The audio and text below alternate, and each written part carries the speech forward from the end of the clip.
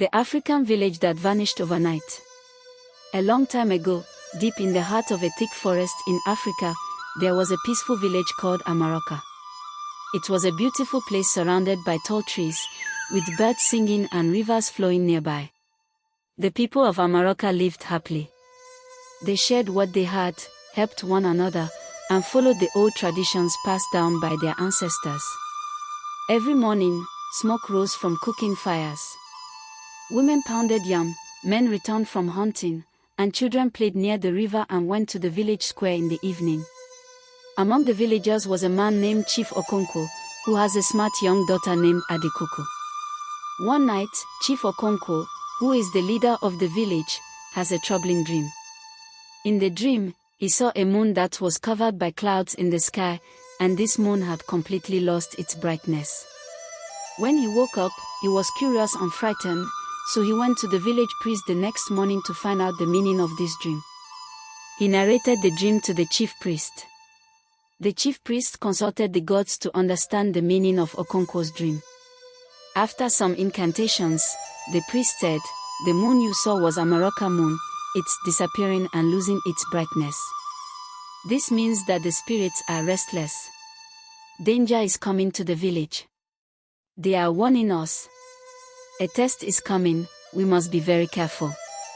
Chief Okonkwo frowns and says, "Dreams are just dreams," and walks away. But after some days something strange did happen. Some days later, a stranger arrived in the village. He was tall, dressed in dark clothes, and carried a wooden staff covered in strange carvings. His eyes were sharp and red, looking strange.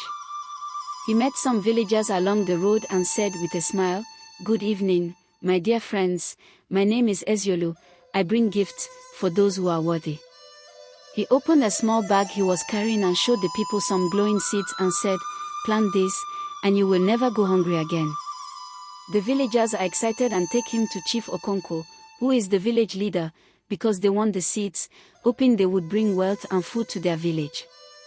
But when Adikuku, the daughter of Chief Okonkwo, saw Eziolu, she felt uneasy and thought something was not right with him.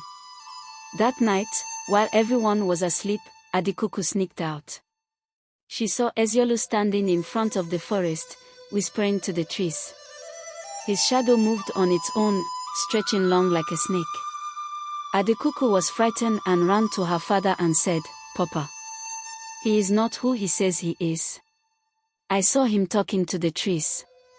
But Chief Okonkwo didn't pay attention to her, rather, he told her, "You must not be rude to a guest, do not disrespect our guest, give him some privacy. It is our way."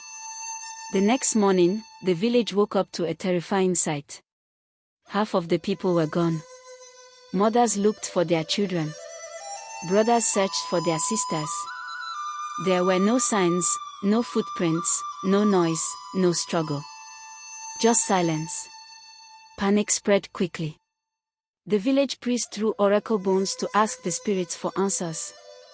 Suddenly, he gasped in fear and said, "He was not a man, he is an evil spirit and not of human." Adikuku found one of the glowing seeds Eziolu had given to them on the ground. It had already grown into a thick, dark vine. The plant twisted like a snake, its leaves sharp like knives. The village chief priest has no other solution than to prepare the village youth for a spiritual fight against Eziolu. The next day, the villagers prepared to fight. They held charms, spears, and machetes. But when Eziolu appeared again, he no longer looked like a man. His body had turned into bark and shadow. He stood taller than the trees. He laughed and said, "You accepted me, and I took what I pleased. Your greed made it easy." Adikuku looked around and noticed something important. The only people missing were the ones who took Eziolu's seats. Adikuku remembered the saying, "The gods reward courage." She stepped forward, holding a small wooden doll her late mother had carved for her.